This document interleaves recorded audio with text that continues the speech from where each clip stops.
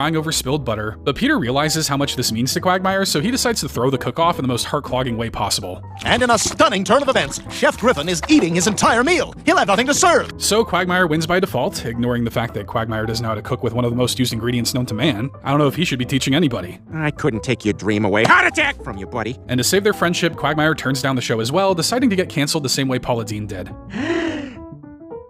You could have just quit the show. But Quagmire isn't a quitter, evident by his attempts to be a good father to his long-lost daughter in the episode No Giggity, No Doubt. So the guys are introduced to the only form of drinking and driving that's socially acceptable. We're taking a potty bus to the game. A bus for partying? It's the greatest invention since sliced bread. Remember when we all used to eat lumps of bread like an idiot? So the guys work their way onto party buses for bachelor parties. To my last night as a free man. And buses headed to the high school prom. I'm a cop, but I'm not a narc.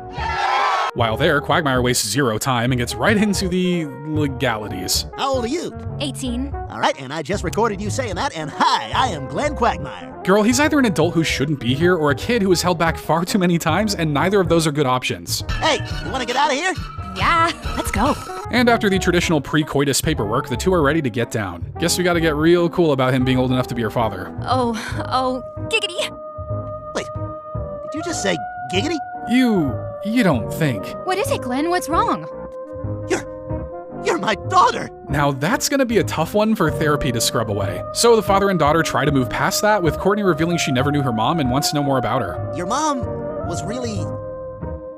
thing hanging on the bulletin board behind you. You clearly knew her well, Glenn. You really are an adjective written on the script. But he does do one good thing and offers to let her live with him. Hey, you're my daughter. I want to make sure you have everything you need. So Quagmire puts everything into being a girl dad, which I would say makes Peter look bad, but he already does that enough himself. Yeah, we're going camping. Hey, you and Meg should come with us, Peter. We'll make it a father-daughter bonding weekend. Oh sure, and we'll just forget you tried to seduce Meg in the past. I'm sure Courtney would have been delighted to have a stepmom her age. So they give it a try, though Peter is less than enthused. You don't get air like this back in Quahog, do you, Pete? I don't know, some places probably. But during a hike, the gang seems to get a bit lost. Hold on, we've been here already. Yeah, she's right. That's where I graffitied that rock. If this teaches us anything, it's that it takes at least 14 years to turn around on John Mayer's music. Well, at least I didn't get us lost. We're not lost. We're just two dads in the woods. I guess the fear of never seeing civilization again has gotten to Quagmire. Dad, I'm sorry. I'm not Dad. I'm Quagmire. Glenn Quagmire. Giggity, giggity. To be fair, you're the one who hyperfixates on these things, Glenn. And now his carelessness has set the woods on fire. Can't giggity your way out of this one. I promise, if we make it out of here, we can start again. Deal? Deal. Luckily, some firefighters show up to save them just in the nick of time. I'm sure he'll hold up his end of the bargain with his daughter. Oh, by the way, how's Anna Lee doing? The Quagmire would do well in his promise to show Lois a good time at her high school reunion while not making a move on her, much to Lois's annoyance in the episode The Lois Quagmire. So Lois gets invited to a reunion at her super fancy private high school. Sure you and Peter will have a great time. Peter. You mean the living embodiment of an overstuffed garbage can? That Peter? Brian, these girls come from old money, so they can be pretty stuffy and judgmental. Well, a normal person would just simply not go. But you're not exactly a well-adjusted beacon of normalcy yourself, are you, Lois? But when she runs into Quagmire with his big boy job and clean-cut demeanor, she hatches a school reunion plan. I thought maybe it'd be fun if, I don't know, maybe the two of us went together? And if you're worried about mixed signals, well, you probably should be. I know he's gonna try and sleep with me, but I'm a big girl and I can handle Quagmire. Well, as long as none of that comes as a surprise to you, I guess it's okay. Sure, go on a date with your creepy neighbor. So the two arrive at their hotel and the husbandry commences. Oh no wife of mine carries her own bags. Very chivalrous of you, Quagmire. Surely there's no relationship-ruining intent behind this. But when they arrive at their room, they find only a single romantic bed. Classic romance story trope. What the heck? I'm actually rooting for them to get together now. But don't get any ideas, because nothing is gonna happen between us. Spoken like someone who's gonna have something happen between them. Regardless, the two show up and show out, with Quagmire making a great first impression with the ladies. May I say that you have the breasts of an obese woman and the arms of an anorexic. But he's not just all sweet words, he's also got a soul full of song, apparently. Notice how he didn't even bother to wipe that other guy's spit off the sax? That's how you know he's a real jazz man. Well, what can I say? I'm a lucky woman. So when they return to their room, it's time to find out if he's gonna be lucky tonight too. I want you to meet the cocktail waitress I'm about to sleep with. What? Not even an attempt? What happened to the Quagmire I used to know? Though it may not be too hard to believe, Lois is actually a little peeved at Quagmire's lack of attention. Ladies and gentlemen, this is your brunch captain speaking. It's gonna be a bumpy ride, cause I'm making mimosas. This has been fun and all, but if she's not aggressively turning down his advances, then what was the point? Oh, you think he's so wonderful? Last night he screwed the cocktail waitress. Lois tries to leave, which causes confusion for Quagmire since he gave her everything she asked for. I didn't make a move. I didn't even come close. That's the problem. All this woman wants is to feel desired, even if it means baiting your husband's best friend into trying to sleep with you. Is that really so wrong? Look, if you wanted a decent guy who's only been into you and only you should have brought Peter. Yeah, well, that would have taken common sense and self-respect, and do you see who you're talking to? Why don't we continue our discussion in the shower? A little wet-a-tit. How dare you? Thanks, Glenn, she needed that. And what a Herculean show of restraint, might I add. But Quagmire didn't always turn down Lois, as when Peter got amnesia and Big Man on Hippocampus, he tried to swoop in to claim her for himself. So Peter struck with a bad case of amnesia after falling headfirst through a table. What happened? Where am I? Who are you? Next to quicksand, amnesia was another thing I thought was a lot more common when I was a kid. His memory could return in days, weeks, years, or never. Or weeks. So basically whatever works best for the plot. Luckily, he has some great friends to help him remember his past. What do we do here? Well, we usually come here, you buy us drinks, and tell us what Lois's look like you always do. Way to take advantage of the situation, Glenn. Though this isn't the worst thing he ends up doing in this episode. But before that, Peter sneakily tries to find out what Lois looks like in her birthday suit. Peter, you don't have to spy on me. You're my husband.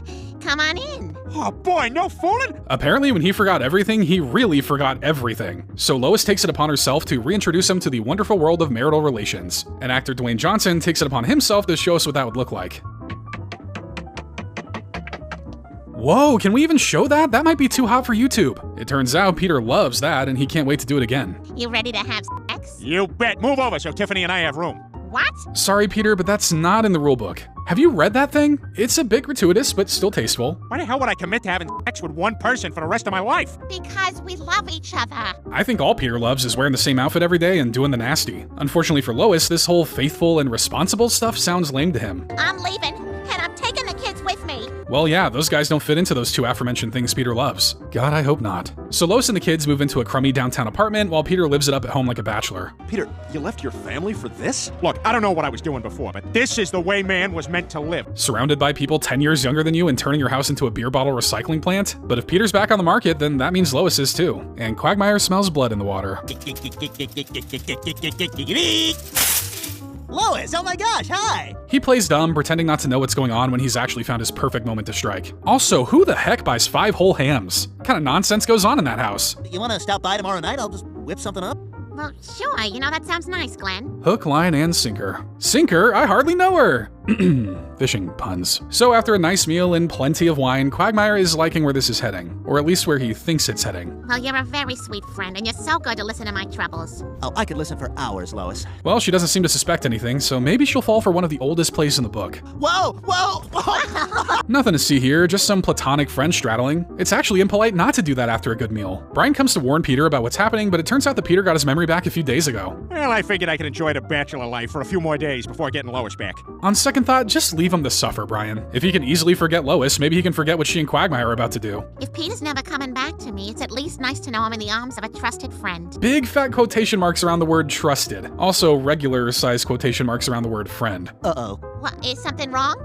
I don't know. I'll be right back. Apparently, comfort and trust isn't very arousing for Quagmire. Who would have thought? Luckily, Peter arrives before he can figure out his problem. I got my memory back, and I love you, Lois. I want you and the kids back. I want our old life back. Let's just ignore the fact Peter willingly stayed single for longer than he could have. I guess you can't blame Quagmire for trying, though his struggle to get going really says more about his character than he'd probably like. But his feelings for her didn't go away that easily, as an unfortunate butt dial revealed his love for her to Peter in the episode Hot Pocket Dial. So Peter, Lois, Quagmire, and Ida are sharing a fun night of whining and dining. Oh, God, that's hilarious, Lois. I could listen to you talk all night. Whether or not he'd be doing it clothed is up for debate. Ida wants them to all hang out again, so Lois extends an invite for the next day. Fire up the grill and have the gang over for a cookout. And so they call it a night the way most middle-aged hangouts end, with a blurry selfie.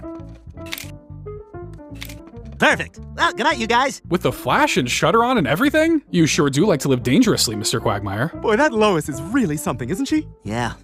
Peter's a lucky guy. Spoken like a man with unrequited feelings, which Ida picks up on. You really wish you had a woman like Lois, don't you? No, I don't want a woman like Lois.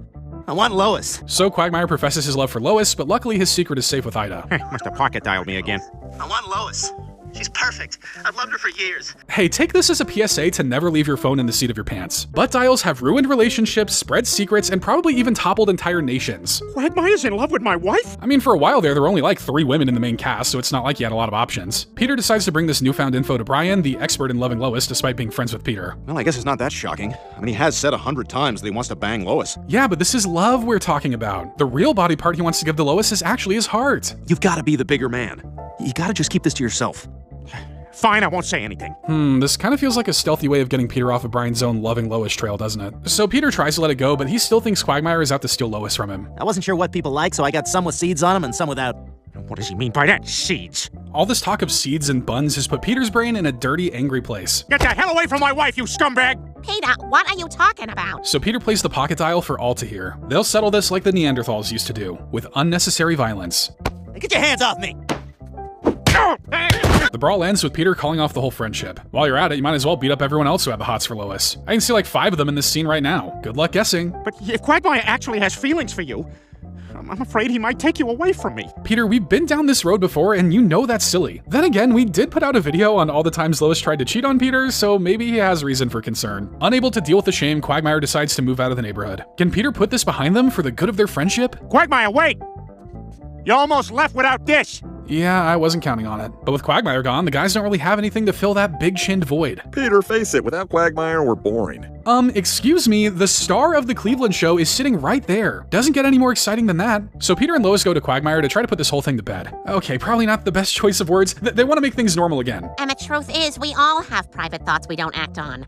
And that's okay. You mean like those intrusive thoughts you have when you're somewhere really high up and suddenly want to jump? Our brains are really out to get us, aren't they? The secret to happiness is burying all your true feelings and living a life of bland compromise. As depressing as that sounds, Quagmire agrees to suppress his feelings for Lois to maintain his friendship with Peter. A noble act on his part, but one I don't entirely trust. Reaching the carrot on the string seems impossible, but the horse still tries. Sweaty Clan Proverbs. But why focus on one woman when you can focus on 1,000, which is exactly what Quagmire does to celebrate his career as a creep in the episode Fighting Irish. So Quagmire is delivering invitations for his big event, Quagfest. You and a guest are cordially invited to witness Glenn Quagmire's 1,000th sexual conquest at Quagfest. You mean he wants people to watch that? Maybe there are some kinks we should shame. Damn, 1,000 women? Well, 1,000 sexual conquests. No further questions. No further questions needed, mostly because I want to keep you all pure from the deviant acts this man partakes in.